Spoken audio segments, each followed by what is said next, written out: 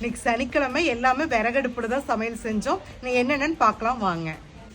உப்பு, அவரைக்காய் பொரியல், பீர்க்கங்காய் பொரியல், வாழைக்காய் பொடி மாஸ், பாவக்காய் பொரியல், கேரட் தயிர், சுட சாதம், பாசிப்பருப்பு கடைசல், வெண்டைக்காய் புளிக்குழம்பு, நிக்காய் கூட்டு, வெங்காய பஜ்ஜி, பூசணிக்காய் மோர் குழம்பு, தக்காளி ரசம், நல்ல கெட்டி தயிர், பாசிப்பருப்பு பாயாசம்.